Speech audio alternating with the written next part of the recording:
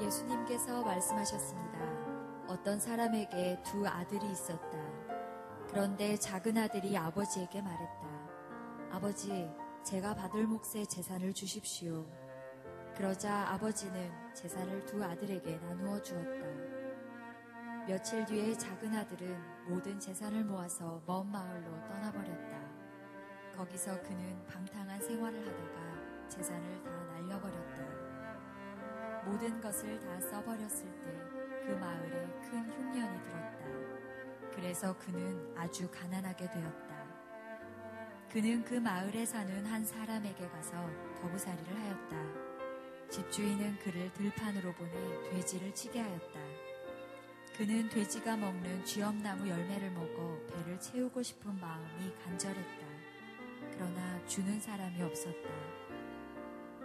그제서야 그는 제정신이 들어 말했다.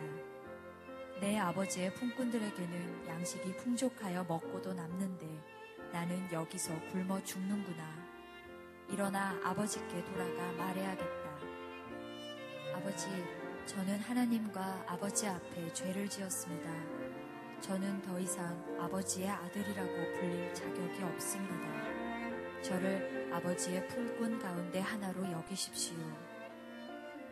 그 아들은 일어나 아버지에게로 갔다. 그 아들이 아직 먼 거리에 있는데 아버지가 그를 보고 불쌍히 여겨 달려가 아들을 끌어안고 입을 맞추었다. 아들이 아버지에게 말하였다. 아버지, 저는 하나님과 아버지 앞에 죄를 지었습니다. 저는 아버지의 아들이라고 불릴 자격이 없습니다.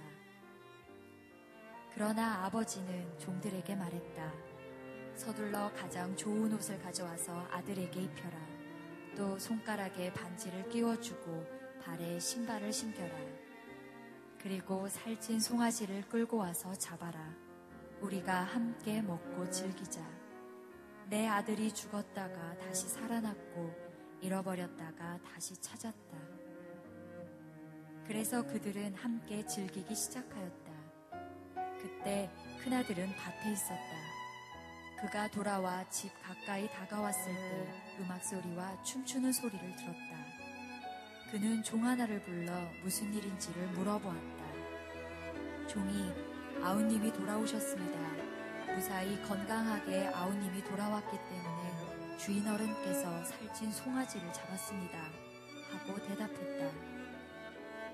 큰아들은 화가 나서 집에 들어가려고 하지 않았다. 그의 아버지가 밖으로 나와 큰아들을 달랬다. 큰아들은 아버지에게 말했다. 보십시오. 저는 수년 동안 아버지를 섬겨왔습니다. 그리고 한 번도 아버지의 명을 어기지 않았습니다. 그런데 아버지께서는 한 번도 저를 위해서 친구들과 즐기라고 염소 새끼 한 마리도 주신 일이 없었습니다. 그런데 창녀들과 함께 아버지의 재산을 다 써버린 아들이 집에 돌아오니까 아버지께서는 그를 위해 살찐 송아지를 잡으셨습니다. 아버지가 그에게 말했다. 아들아, 너는 언제나 나와 함께 있었으니 내가 가진 모든 것이 내 것이 아니냐. 내 동생은 죽었다가 다시 살아났고 잃었다가 다시 찾았으니 우리가 즐거워하고 기뻐해야 하지 않겠느냐. 우리 한번 하나님께 감사의 박수를 드리겠습니다. 오늘 본문이 32절까지인데 저희가 보니까 한 28절까지 일단 말았는데요. 제가 말씀 중에 좀 더 보도록 하겠습니다. 우선 주일 예배 오신 여러분을 주님 이름으로 환영합니다. 하나님께서 오늘 예배 가운데 은혜를 베풀어 주시길 바라고 또 함께 말씀 가운데 나아갈 때 큰 은혜를 베푸시는 축복이 있기를 바랍니다. 가슴에 손을 얹고 함께 말씀을 듣도록 하겠습니다. 제가 먼저 믿음의 고백을 하겠습니다. 하나님은 나를 사랑하십니다. 나는 그 사랑 안에 있습니다. 하나님은 오늘 나에게 말씀하실 것입니다. 그 말씀에 능력이 있습니다. 그 말씀에 회복이 있습니다. 내 마음을 하나님께 엽니다. 내 생각을 예수님께 집중합니다. 들은 만큼 변합니다. 들은 만큼 행복해집니다. 오늘 저희는 누가복음 15장에 나오는 말씀을 가지고 잃어버린 것을 향한 하나님의 마음이라는 제목으로 말씀을 나누려고 합니다. 누가복음 15장은 세 가지 비유가 나오는 장인데 사실은 그 하나하나의 비유가 너무너무 귀한 것인데 세 가지 비유가 뭐냐면 첫 번째는 잃어버린 양에 대한 비유가 나옵니다. 목자가 100마리 양을 기르다 한 마리를 잃어버렸는데 그 99마리를 맡겨놓고 잃어버린 한 마리 양을 찾기 위해서 나가는 모습을 가지고 잃어버린 것을 찾아서 나가는 하나님 아버지 마음을 설명하는 비유가 하나 있고요. 또 하나는 잃어버린 드라크마 비유가 나오는데 드라크마는 헬라의 동전 이름입니다. 단위인데 10개의 드라크마가 있었는데 한 개를 잃어버렸는데 그 한 개를 잃어버린 것을 찾기 위하여서 온 집을 뒤지는 한 여인에 대한 비유가 나옵니다. 여러분, 사실 이런 비유라는 것은 그 당시에 그 지역에 살고 있는 문화적인 배경을 가진 사람들은 잘 이해할 수 있는 부분인데 우리가 생각할 때는 아니 그냥 그 동전 하나 잃어버리면 되는 것이지 또는 99마리 양이 있으면 됐지 그 한 마리 때문에 그렇게 찾아 나서겠는가라고 말할지 몰라도 그 당시에 살고 있었던 사람들은 그게 무슨 말인지 너무 잘 알고 있었습니다. 잃어버린 양을 찾기 위해서 나서는 목자의 이야기라든지 잃어버린 한 개의 드라크마를 찾기 위해서 나서는 여인의 이야기도 마찬가지 이야기입니다. 그리고 세 번째 비유가 누가복음 15장에 오늘 제가 보려고 하는 많이 알려진 이야기입니다. 탕자의 비유라고 하는 돌아온 탕자 또는 탕자의 귀향이라고 설명되어지는 잃어버린 아들에 대한 비유가 나옵니다. 오늘 저희가 그 내용을 보려고 합니다. 앞에 내용들 다 하나하나가 잃어버린 아버지 마음을 잘 설명하고 있는 비유이지만 특별히 잃어버린 아들을 찾는 아버지 마음 또는 탕자, 집 나간 아들을 기다리는 아버지 마음의 비유를 설명하면서 들으면서 우리를 향한 주의 마음을 생각하는 시간이 되기를 바라고요. 저도 한 주 동안 이 말씀을 생각하면서 제 삶에 대해서 많이 돌아보게 됐습니다. 인생 가운데 있었던 지금까지 여정에 있었던 나를 기다리는 아버지 마음 그리고 마침내 내가 만날 그 아버지 모습을 생각하면서 한 주를 보냈는데 오늘 말씀을 통하여서 그런 주를 생각하고 나아가는 축복이 있기를 바랍니다. 이 돌아온 아들을 기다리는 아버지 마음 또는 탕자의 비유에서 위대한 점은 거기에 나오는 집 나간 둘째 아들이나 또는 돌아온 둘째 아들을 바라보면서 분노하고 마음이 언짢은 첫째 아들이나 또는 모든 것을 다 주고 무기력하게 아들을 기다리고 있는 아버지 모습 가운데서 묵상하다 보면 그 모습 가운데 바로 우리들이 있다는 것을 알게 되고 이 말씀의 위대함은 누구든지 이 이야기 속에서 사시는 모습을 발견할 수가 있다는 것을 알게 된다는 겁니다. 먼저 말씀을 한 번 더 쭉 읽어보려고 하는데 저희가 말씀에 좀 중간에 읽다 만 부분이 있으니까 한 번 더 쭉 읽어보려고 합니다. 11절부터 19절까지 내용이 좀 깁니다만은 전체 내용을 이해하기 위해서 말씀을 같이 한 절씩 읽어보겠습니다. 제가 먼저 11절 읽겠습니다. 예수님께서 말씀하셨습니다. 어떤 사람에게 두 아들이 있었다. 그런데 작은 아들이 아버지에게 말했다. 아버지, 제가 받을 몫의 재산을 주십시오. 그러자 아버지는 재산을 두 아들에게 나누어 줬다. 며칠 뒤에 작은 아들은 모든 재산을 모아서 먼 마을로 떠나버렸다. 거기서 그는 방탕한 생활을 하다가 재산을 다 날려버렸다. 모든 것을 다 써버렸을 때에 그 마을에 큰 흉년이 들었다. 그래서 그는 아주 가난하게 되었다. 그럼 그 마을에 사는 한 사람에게 가서 더부살이를 하였다. 집주인은 그를 들판으로 보내 돼지를 치게 하였다. 그는 돼지가 먹는 시험나무 열매를 먹어 배를 채우고 싶은 마음에 간절했다. 그러나 주는 사람이 없다. 그제서야 그는 제정신이 들어 말했다. 내 아버지 품꾼들에게는 양식이 풍족하여 먹고도 남는데 나는 여기서 굶어 죽는구나. 그러나 아버지께로 아버지, 저는 하나님과 아버지 앞에 죄를 지었습니다.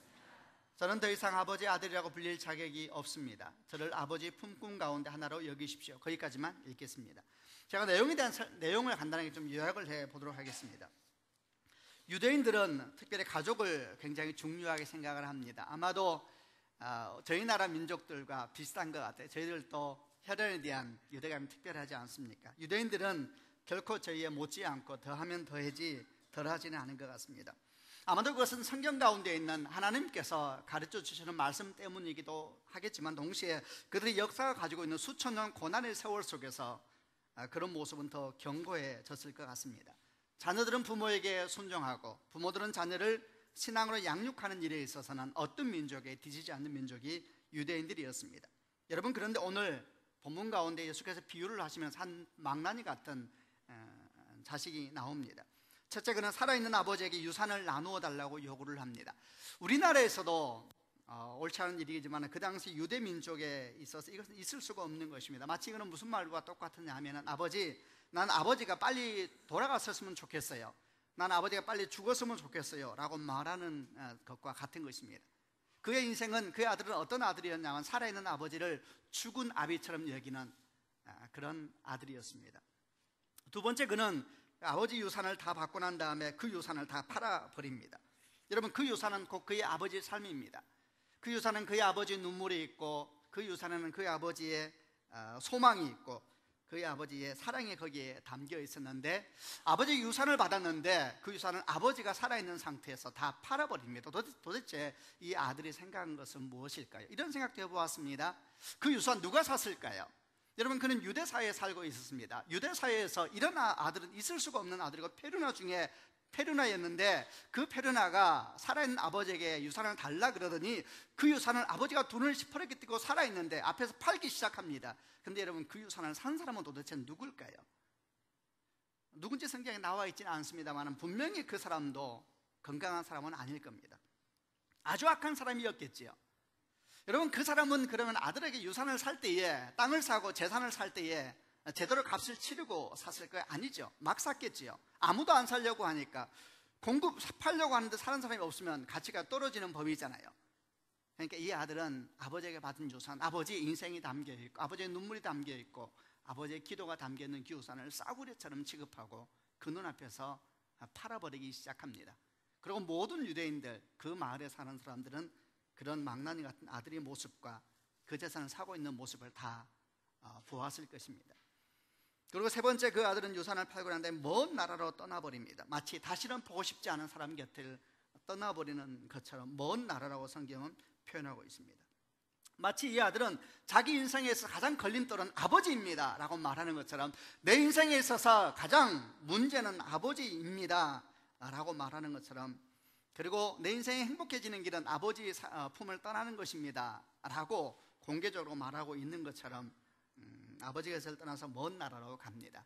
그는 어쩌면 자기가 생각하는 완전한 자유를 쟁취했습니다. 누가 이제 더 이상 그를 간섭하겠습니까? 그는 관계 속에서 떠났고, 그는 공동체에서 떠나서 먼 나라로, 아무도 간섭하지 않는 곳으로, 그야말로 그는 독립을 선택하였고 자유를 쟁취했습니다. 성경을 보니까 아버지는 그러면 어떻게 행동하는가? 슬프게도 아버지는 아무것도 할 수 있는 것이 없습니다. 물론 유대인들의 전통대로 한다면, 그리고 유대인 사이에 있는 법대로 한다면 이 아들은 공개적으로 의절당하고 공개적으로 아들의 자리에서 내쫓김을 당하고 아무것도 한 푼도 받지 못하고 쫓겨나야 되는 것이 옳은 일입니다. 그러나 아버지는 전통을 주장하지도 않고 유대 사회의 법을 주장하지도 않습니다. 아버지는 무능력합니다. 저는 이런 아버지가 싫습니다. 갑자기 뒤에 있는 내용이 앞에 나와버렸습니다.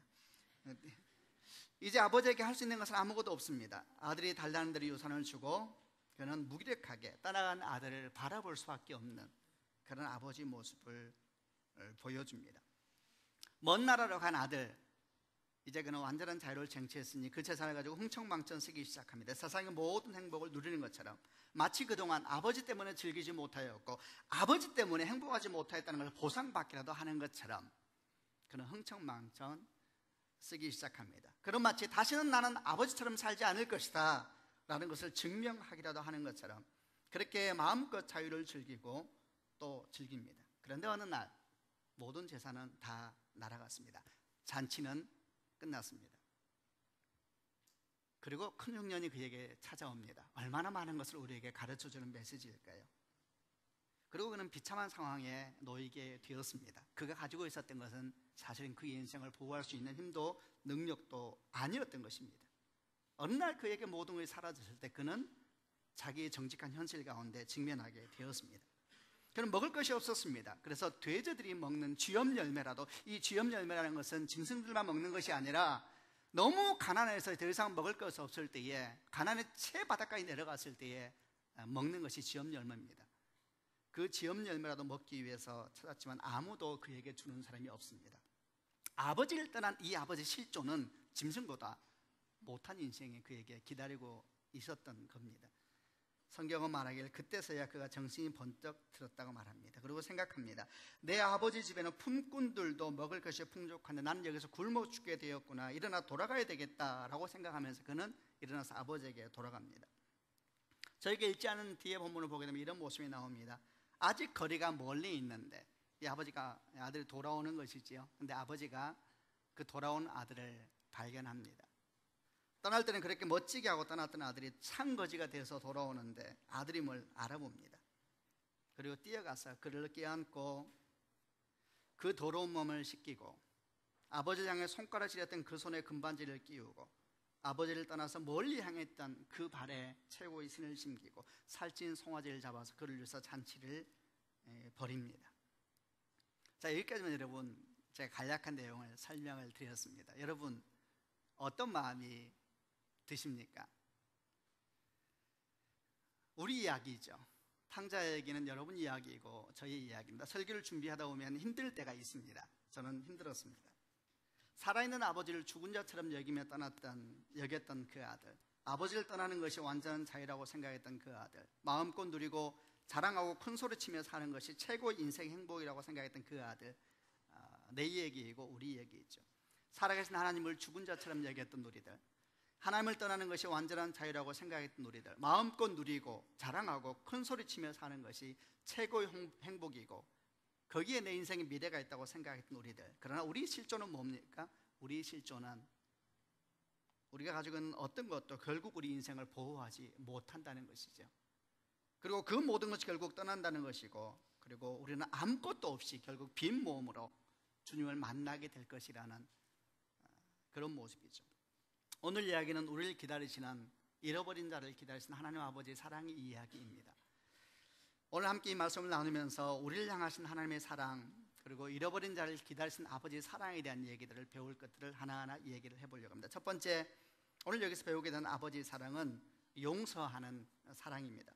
말씀을 조금 더 읽어보겠는데 20절부터 24절까지 내용인데, 20절부터 24절인데 제가 먼저 20절을 읽겠습니다. 그 아들은 일어나 아버지에게로 갔다. 그 아들이 아직 먼 거리에 있는데 아버지가 그를 보고 불쌍히 여겨 달려가 아들을 끌어안고 입을 맞추었다. 아들이 아버지에게 말했다. 아버지, 저는 하나님과 아버지 앞에 죄를 지었습니다. 저는 아버지의 아들이라고 불릴 자격이 없습니다. 그러나 아버지는 종들에게 말했다. 서둘러 가장 좋은 옷을 가져와서 아들에게 입혀라. 또 손가락에 반지를 끼워주고 발에 신발을 신겨라. 그리고 살찐 송아지를 끌고 와서 잡아라. 우리와 함께 먹고. 내 아들이 죽었다가 다시 살아났고 잃어버렸다가 다시 찾았다. 그래서 그들은 함께 즐기기 시작했다. 첫 번째, 이 잃어버린 것을 기다리는 아버지의 모습에서 배우는 것은 용서하는 사랑이라는 겁니다. 여러분, 용서받아 본 경험이 있습니까? 용서란 말처럼 우리 마음을 따뜻하게 해주는 단어도 없는 것 같습니다. 오늘 여러분, 이 망나니 같은 아들이 멀리 떠났다가 얼마나 시간이 지났는지는 몰라도 모든 것을 다 잃어버리고 돌아왔을 때에 아버지는 그 아들을 아무런 이유도 설명하지 않고 다 받아들입니다. 오늘 아버지는 아들에게 따지지 않습니다. 그 돈 어디에 다 썼냐고, 내게 좀 설명 좀 해보라고, 왜 네가 그때 그랬었냐고, 내가 너를 용서할 마음이 있는데 나에게 좀 잘 설명해 보라고, 내가 이해되면 내가 너를 용서할 마음이 있다고 좀 나에게 자세히 설명해 보라고, 이렇게 묻지도 않습니다. 그야말로 여기 나온 아버지는 묻지도 않고 따지지도 않고 무슨 광고 같지요. 정말 그대로 받아들입니다. 여러분, 이 모습이 얼마나 좋습니까? 우리 모두는 사실은 이렇게 용서를 기다리는 사람들이죠. 벌써 한 10년 전 이야기인데 좀 얘기 하나가 생각이 났습니다. 제가 숭실대 앞에 살 때에 차를 몰고 나오는데 고바위에서 쭉 내려가다 보니 차가 상대편에서 안 오는 거예요. 그래서 제가 유턴을 해야 되겠다 생각이 들었습니다. 중앙선을 넘어서. 그래서 제가 이거 불법을 행했다는 이야기죠. 제가 중앙선을 넘어서 유턴을 하는데, 유턴을 하자마자 저 앞쪽에서 경찰차가 오고 있더라고요. 그분이 자기 앞에 차가 제가 돌리는 거랑 똑같은 상황이 되죠. 굉장히 언짢았나 봐요. 자존심이 상하신 거죠. 자기를 도대체 어떻게 보고, 저는 사실 보지 못하고 돌린 겁니다. 제가 보았으면은 그분은 자존심까지 건들지는 않았을 것인데, 제가 돌리자마자 이분이 저를 이제 세우라고 그러더라고요. 그래서 제가 세웠습니다. 화가 나셨더라고요. 오더니 면허증을 달라 그러더라고요. 제가 그래서 너무 미안하더라고요. 그래서 제가 곱게 두 손으로 면허증을 드렸습니다. 그래서 이상하죠. 제가 두 손으로 곱게 미안한 듯이 면허증을 드리니까 이분이 분노가 우선 이렇게 조용해지더라고요. 저를 보더니 그러면서 이렇게 말해요. 바쁜 일 있냐고 그러더라고요. 제가 바쁜 일이 없었어요. 그래서 제가 말을 했습니다. 바쁜 일 있으세요? 이러는 거예요. 그 말 질문이 고맙죠. 그래서 제가 말합니다. 없습니다. 이렇게 제가 말을 했습니다. 이분이 당황을 하는 거예요. 어디 가냐 그러는 거예요. 그래서 세브란스 병원을 갑니다. 그러니까 이분이 생각했나 봐. 혼자 바쁜 일이 있나 보다라고 생각을 했나 봐요. 저는 바쁘다 말 안 했어요. 그러냐고. 그래도 이렇게 하면 안 되지요. 그러면서 이분이 그냥 가라 그러는 거예요. 깜짝 놀랐어요. 그래서 제가 그냥요. 그러니까 그냥 가라 그러는 거예요. 그래서 제가 용서를 받았단 말이에요. 그래서 제가 오는데 뭐 가슴이 너무 떨리는 거예요. 갑자기 다시 세울 것 같은 거예요. 그래서 막 가다가 생각을 했는데 왜 이분이 그냥 가라 그랬을까 생각을 했어요. 이분이 저보고 어디 가냐 그래서 세브란스 병원 간다 그러니까 이분이 내가 급한 환자 때문에 가는지 알았나 봐요. 그냥 가는 거였어요. 세브란스 병원으로. 환자 때문이 아니고. 근데 이분이 저한테 환자 때문에 가세요라고 묻지를 않은 거예요. 그냥 가는 거였는데 여러분 재미 하나도 없는 이야기예요. 10년 전 이야기인데 제가 남는 기억이 뭐냐면 이 기억이 지금까지도 저한테 이게 좋은 기억으로 남아있어요. 제가 말하려는 것은 이런 것입니다. 여러분 모든 사람 마음에는 용서하고 싶은 마음이 있나 봐요. 우리가 무슨 큰 죄를 지었을까요? 여러분 아마 그럴 거예요. 우리 가운데는 큰 죄를 지은 분도 있을 거예요. 아니면 이미 지금 그런 상황까지 있는 분도 있을지 몰라요. 아니면 우리 가운데 내가 무슨 죄를 지었나 생각해봐도 별로 생각이 안 나는 분들도 있을지 몰라요. 여러분 그런데 모든 사람 마음 가운데 하나 근원적인 죄의 영향력이 있습니다. 우리는 모두 다 용서받아야 될 사람들입니다. 우리는 다 용서가 필요하다는 이야기입니다. 오늘 이 아버지의 모습 가운데서 우리에게 첫 번째 보여주는 메시지는 그 하나님께서 그 아버지가 둘째 아들에 대해서 어떤 것도 묻지 않고 그냥 그를 그대로 받아주셨다는 이야기입니다. 여러분 얼마나 감사한 일입니까? 저는 이 말씀 묵상하면서 이런 생각을 해보았습니다. 하나님의 용서는 우리에게 얼마나 큰 것입니까? 정직하게 말하면 전 잘 모르겠습니다. 하나님의 용서가 우리에게 얼마나 큰가에 대해서 잘 모르겠습니다. 다만 생각을 해보았습니다. 그 용서가 있기 위해서 당신의 아들 예수 그리스도를 십자가에 못 박기까지 하셨지 도대체 그 용서는 얼마나 큰 것일까? 다시 말하면 전 잘 모르겠습니다. 다만 제 삶을 통해서 있었던 용서의 경험들을 생각해 보면서 이런저런 모습들을 많이 생각해 보았습니다. 여러분 한 가지만 기억하시길 바랍니다. 하나님은 여러분이 돌아오실 때에 여러분 죄에 대해서 묻지 않습니다. 그분은 여러분을 기다리고 계시고 여러분을 이미 용서하시면서 여러분 삶 가운데 한없는 평화와 평강을 주기를 원하시는 분이십니다. 마음 가운데 죄에 대해서 감당할 수 없는 부담감이 있을 때는 주께 돌아가시는 축복이 있기를 바랍니다. 오늘 둘째 아들은 용서받았습니다. 그런데 여기서 마찬가지로 이 말씀 묵상하면서 혹시 이런 오해는 하지 마시길 바랍니다. 집을 떠난 둘째 아들이 아버지에게 용서받은 것은 그 아들이 집으로 돌아와서 용서받은 것이다 라는 오해를 하면 안 됩니다.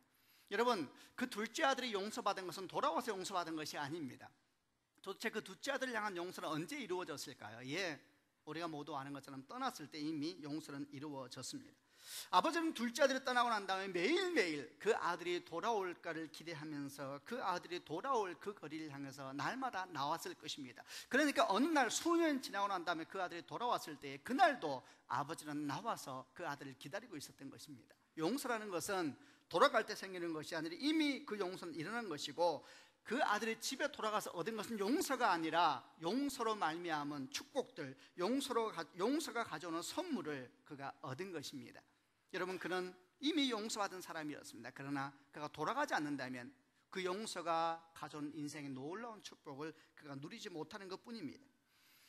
그가 아버지에게 돌아갔을 때 이미 아버지는 그를 용서하고 있었고 그에게 아무것도 묻지 않고 그를 위하여 더러운 옷을 벗기고 새 옷을 입혀주고 그리고 그를 위하여 더럽고 냄새나는 머리를 씻겨주고 향유를 발라주고 찢기고 상한 신발을 벗기고 그리고 튼튼하고 깨끗한 신발로 심겨주는 겁니다. 그 용서가 가져오는 선물입니다. 여러분 용서라는 것은 이미 우리에게 이루어진 것입니다. 그러나 그 용서가 우리 것이 되기 위해서는 돌아가야 되는 것입니다. 1974년 2월 20일 날 일본에 떠들썩한 뉴스 하나가 온 일본을 뒤엎었고 환호성을 지르면서 한 사람을 환영한 일이 있었습니다. 그 사람의 이름은 오노다 히로라는 사람이었습니다. 그 사람은 누구냐면 1948년도 이미 2차 대전이 끝났음에도 불구하고 그는 필리핀 정글 속에서 전쟁이 끝난 줄을 모르고 그 정글 속에서 30년을 살았던 일본 군인이었습니다. 전쟁이 끝났습니다. 그래서 수많은 비행기들이 정글 속에 있는 일본 잔병들이죠, 군사들에게 전단지를 뿌렸습니다. 전쟁은 끝났고 이제 나오라, 집으로 돌아가라, 계속 전단지를 뿌렸지만은 그는 믿지 않았습니다. 그리고 그 전단지가 뿌려질 때 그는 더 깊이 들어갑니다. 더 깊이 들어가고 더 깊이 들어가서 그 모든 것을 속임수로 생각하고 결코 나가지 않습니다. 나중에는 그가 정글 속에 살고 있다는 사실 일본 정부가 알게 되었어요. 아마 같이 있던 사람이 나왔나 보죠. 알게 되어서 그의 가족들을 보내서 그 사람이 있을 것 같은 정글 속에 가서 아들의 이름을 부르게 했습니다. 그는 말했습니다. 나중에 그 소리도 들었다 그랬습니다. 저 정글 뒤에서 자기의 부모들이 와서 자기를 부르는 소리를 들었지만 그는 생각했대, 그것도 속임수다. 미군이 자기 가족들을 위협해가지고 미군의 공작에 의해서 자기를 사로잡기 위해서 거기까지 자기 아들을 보냈다라고 생각을 했다는 거예요. 그래서 다시 더 깊은 세계로 들어갑니다. 자기만의 세계로, 아무도 만나지 않기로 결정하고 자기만의 세계에 들어갑니다. 그는 짐승같이 생활을 합니다. 그리고 수십 년의 시간이 지나간 것이죠. 시간은 무서운 것이고 의심도 무서운 것입니다. 모든 관계를 단절시키고 인생을 송두리째 어둠 가운데 있게 하는 것이죠. 여러분, 전쟁이 끝나지 않은 것이 아닙니다. 2000년 전에 골고다 운동에서 죄는 용서되었습니다. 이 땅에 70억의 인구가 살고 있죠. 모든 사람에게 죄의 용서는 선포되었습니다. 그러나 그 죄가 가지고 있는 놀라운 축복, 그 죄의 용서가 가지고 있는 놀라운 은혜를 얻기 위해서는 돌아와야 되는 것이죠. 성경은 말하기를, 요한복음 3장 16절 너무 잘 아는 말씀이죠. 하나님이 세상을 이처럼 사랑하사 독생자를 주셨으니 이는 저를 믿는 자마다 멸망하지 않고 영생을 얻게 하려 하심이니라. 십자가의 사건은 모든 사람에게 이미 영향력이 되었습니다. 그러나 돌아가지 않는다면 자기 것이 되지 않는 것이죠. 첫 번째, 아버지의 사랑에서 배우게 되는 것은 이미 용서를 임하였고 그 하나님이 우리를 기다리고 있다는 사실입니다. 사랑하는 여러분, 우리는 이미 용서받았습니다. 아멘. 그러므로 우리 삶 가운데 혹이라도 죄로 말미암아, 어둠으로 말미암아 자기만의 세계에서 우울함 가운데, 절망 가운데 있는 백성이 있다면 제가 주님의 이름으로 축복합니다. 당신은 용서받았고 이제 우리가 할 일은 다시 십자가 앞에 나아가는 것입니다. 그럼 하나님께서 그 용서의 선물을 저와 여러분에게 베풀어 주실 것입니다. 어둠 속에서 나오셔야 합니다. 우울함 속에서도 나오셔야 합니다. 상처 속에서 머물러 있지 마십시오. 이미 주님께 십자가의 용서의 능력으로 당신을 안으셨으니 돌아가게 된다면 주님께서 당신에게 새 옷을 입힐 것이고, 그리고 새 신발을 신길 것이고, 말할 수 없는 아름다움으로 당신 인생을 새롭게 하시는 축복이 있을 것입니다. 두 번째, 오늘 이 아버지 사랑에서 보이는 두 번째 하나님의 사랑은 기다림의 사랑입니다. 여러분, 기다리는 사람이 있다는 축복을 아십니까? 축복합니다. 기다리는 사람이 있는 축복이 있기를 바랍니다. 저는 지난 주일날 휴가를 한 주간 보내서 강원도에 있는 제가 가는 지역에서 제일 오래된 교회를 가보았습니다. 전통적인 교회를 좀 가보고 싶어서 가보았는데 다 똑같더라고. 이제는요, 다를 바가 없어요. 참 한국 교회가 복을 받았구나 생각을 했습니다. 그런데 제가 3박 4일 동안 강원도에 가 있었는데 주일 월화수 3일 갔단 말입니다. 그런데 저희 딸이 화요일날 계약을 하는 거예요. 가족여행을 갔는데 우리 딸만 중간에 돌아와야 되는 상황이 생겨서 고민을 많이 하는데 저희 딸이 얼마나 지혜로운지 몰라요. 저희 딸이 이렇게 말하는 거예요. 이제 고1인데 아빠, 자기 혼자 월요일날 집에 가서 그 다음날 수업을 하고 그 다음 화요일날 저녁에 혼자 다시 강원도로 찾아오겠다는 거예요. 제 딸이에요. 세상에 어떻게 이런 생각을 할 수가 있을까요? 3시간 거리, 간데 3시간, 오는 간 3시간이죠. 너무너무 고맙죠. 그리고 그 다음날에 이제 저희가 월요일날 딸이 갔다가 그 다음날에 이제 다시 저희 쪽으로 돌아오는데 동서울터미널에 3시간 혼자 차를 타고 저희가 있는 저기 횡계라는 곳에 있었는데 거기까지 이제 오는 겁니다. 여러분, 저희 딸이 그 차를 타고 가면서 마음이 불안했을까요? 안 불안했을까요? 말해보세요. 저희 딸이 3시간 처음 그렇게 긴 차를 혼자 처음 타는 겁니다. 저희 딸이 불안했을까요? 안 불안했을까요? 믿음이 없으시군요. 저희는 계속해서 문자를 주고받았습니다. 지연아, 차 탔니? 제나 어디쯤 왔니? 엄마 아빠 지금 횡계에 도착해 있어. 여러분, 이 일을 잊지 마시길 바랍니다. 저희 딸은 불안하지 않았습니다. 기다리는 사람이 있는 사람은 불안하지 않습니다. 여러분들, 우리 인생 마지막은 누가 기다리고 있을까요? 기다리는 사람이 있는 사람은 불안하지 않습니다. 여러분, 저희 딸의 차가 먼저 도착했을까요? 저희가 먼저 가 있었을까요? 아니, 어떻게 이걸 생각한단 말입니까? 다시 말할게요. 저희 딸이 차가 먼저 도착했을까요? 제가 먼저 가 있었을까요? 당연히 저희가 먼저 가 있었지요. 가서 저희 아내와 저는 내려서 오는 차마다 눈을 부릅뜨고 내리기도 전부터 차 안에 있는 사람을 다 보았습니다. 저희 딸이 내리기 전에 저희는 발견했습니다. 저희 딸은 모르지요. 그리고 저는 내리는 그곳에 앉아서 활짝 손을 펼치면서 내가 여기 있노라 저희 딸을 향하여서 손을 펼쳤습니다. 여러분, 기다리는 사람이 있는 인생은 복된 것입니다. 여러분, 제가 첫 교통사고의 경험을 생각을 합니다.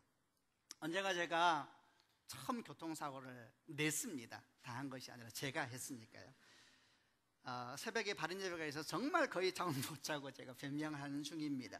정말 잠을 못 자고 그 전날 늦게까지 거기 장지에 가 있다가 그 다음날 새벽에 바른 예배를 마치고 돌아오는데 몹시 피곤한 상황이었는데 졸지 않으려고 최선을 다했지만은 출근길이었습니다. 시속 20km 가다가 서다가 가다가 서다를 반복하는 순간 저는 졸기 시작했습니다. 그리고 한순간 제가 앞차를 추돌했습니다. 얼마나 놀랐는지 몰라요. 시속 20km밖에 되지 않았지만 해보세요. 굉장히 놀랍니다.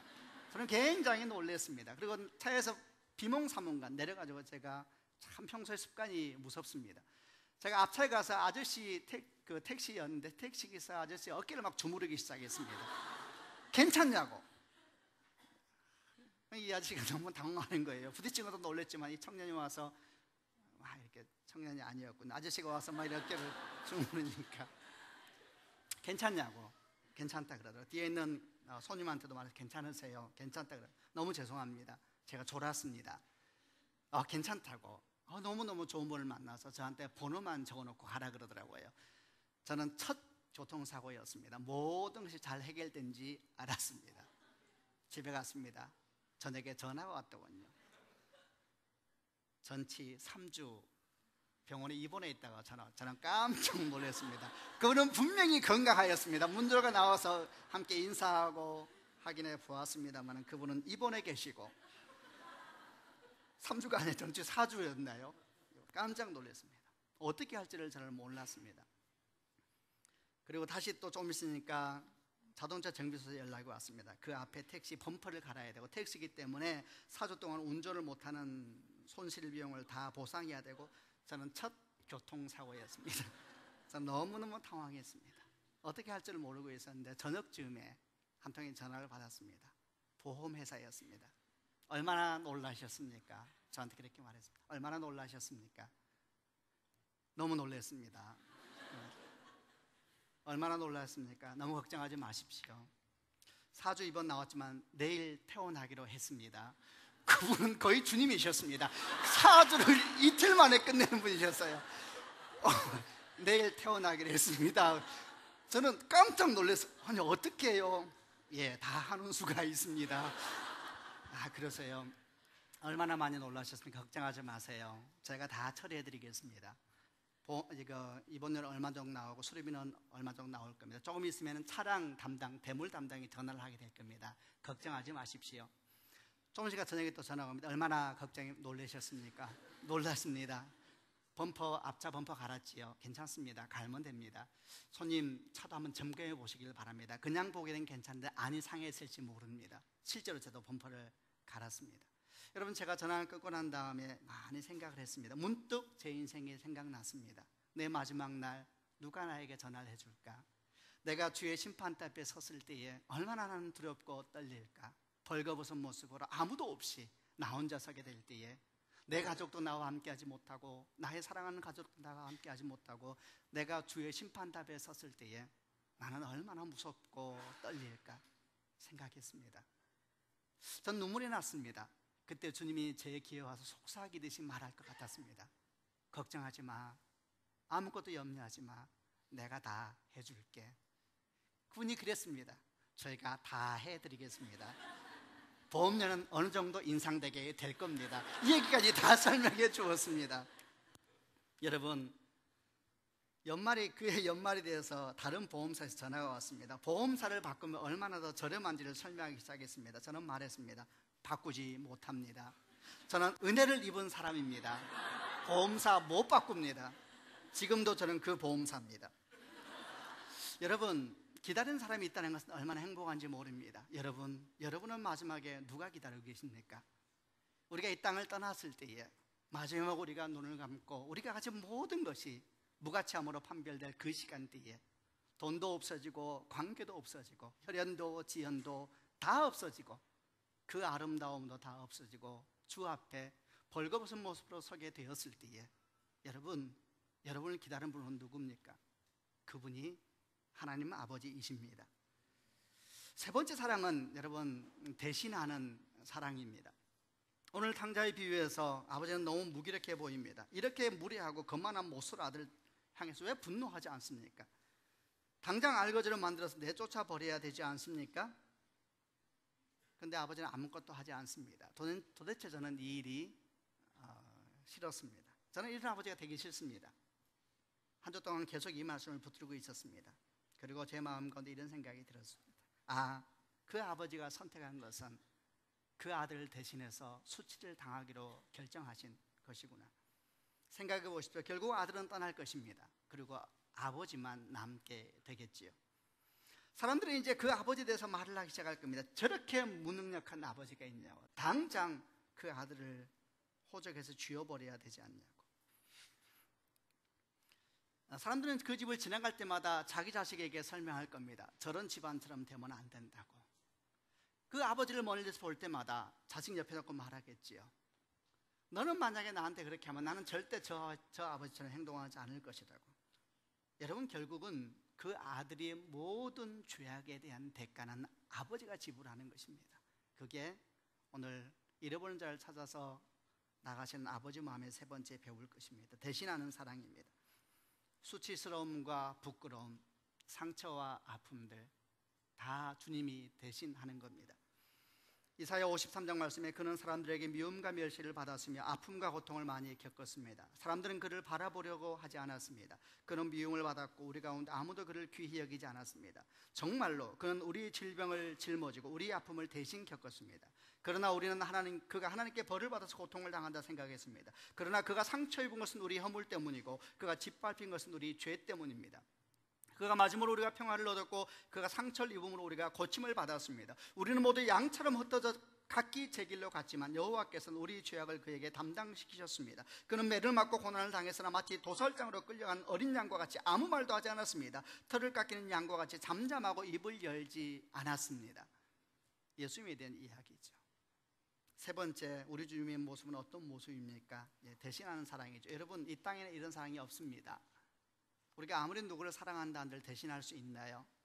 여러분이 여러분 자녀를 아무리 사랑한다 한들 그의 고통과 그의 수치와 그의 아픔을 대신하지 못합니다.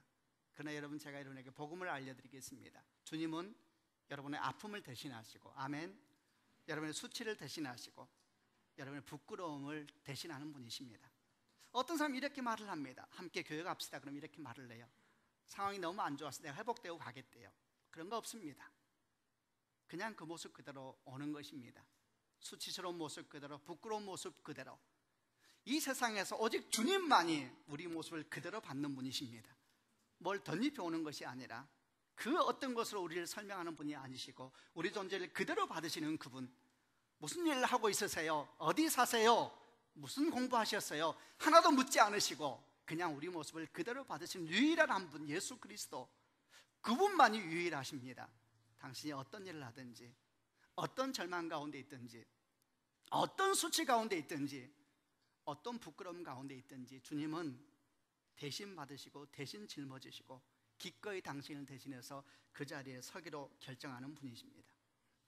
사랑하는 여러분, 주님의 은혜와 축복이 여러분과 함께 하시기를 바랍니다. 제가 여러분에게 말씀을 마무리하면서 우리 주님에 대한 말씀을 정리하고 선포하기를 원합니다. 여러분, 하나님 아버지가 기다리고 있습니다. 그리고 우리 모두는 돌아가야 될 곳이 있는 사람들입니다. 아멘. 그러므로 당당하게 사시길 바랍니다. 두려워하지 마세요. 염려하지 마세요. 행복하게 인생을 사시길 바랍니다. 날마다 주님이 여러분에게 연락하잖아요. 나 이미 와 있어. 걱정하지 마. 두려워하지 마십시다. 가난함도 상처도 아픔도 외로움도 계속 가세요. 주님이 기다리고 계십니다. 그리고 마침내 그날이 되었을 때에 하나님 당신에게 면류관을 씌우실 것이고 세마포옷을 입히실 것이고 당신의 삶을 보상하여 주실 것이고 당신의 눈물을 닦아 주실 것입니다. 그분이 여러분과 저의 하나님이십니다. 아멘. 같이 한번 기도하겠습니다. 가슴에 손을 얹으시기 바랍니다. 제가 기도하겠습니다. 살아계신 아버지 하나님, 기다리는 사람이 있다는 것처럼 인생에 행복한 것이 없습니다. 마지막 날 모두 다 나를 떠날 때에 그 마지막 순간에 누가 나를 기다릴까? 벌거벗은 몸으로 내가 자랑했던 모든 것을 다 벗어놓고 내가 주 앞에 섰을 때에 누가 나에게 다가올까? 아버지 하나님, 오늘 저희가 탕자의 마음으로 주 앞에 나아갑니다. 주님, 저희를 받아주십시오. 두려워하지 않게 하시고 놀라지 않게 하시고 주저앉지 않게 하시고 외로움에 지치지 않도록 힘을 더하여 주옵소서.